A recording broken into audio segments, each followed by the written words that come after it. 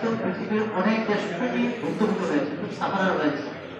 তো বাংলাদেশের আন্তর্জাতিক ব্যবসা বাণিজ্য অনেক স্থগিত হয়ে গেছে, কিন্তু আমাদের উপর সেভাবে প্রভাব পড়েনি আপনাদের জন্য। আমাদের ভূমিটার উপর আমাদের কৃষক ভাইরা এত পরিশ্রম করে যে আমরা কিছু বলতে হয় না। আপনারা খুব ফসলের পরে খুব ফসলটা ফলাবেন, যথেষ্ট আমাদের কৃষক ভাইরা কিছু বলতে হয় না। আপনি যদি সরকারি প্রতিষ্ঠান নাও থাকেন, আপনারা হচ্ছেন একেবারে প্র্যাকটিক্যাল বিজ্ঞান। এখানে আপনাদের যে স্যারেরা যারা বসে আছেন, আমরা থিওরিটিক্যালি আপনারা জানি, কিন্তু আপনারা প্র্যাকটিক্যালি আপনারা করেন, প্র্যাকটিক্যালি আপনারা কাজটা করেন।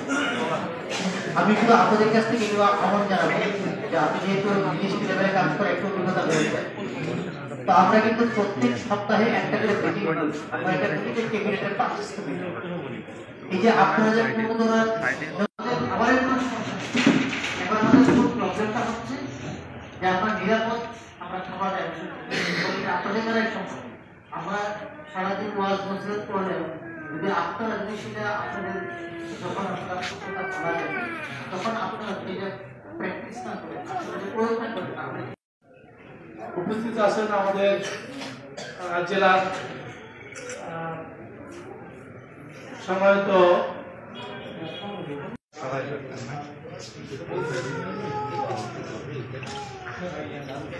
কৃষকের মাঝে ধান বিতরণ করছেন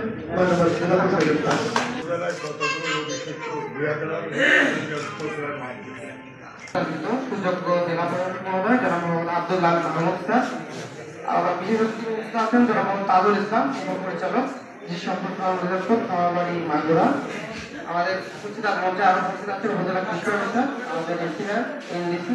তো আমার সামনে সম্মানিত কৃষক বৃন্দ, সকলকে আমার সালাম।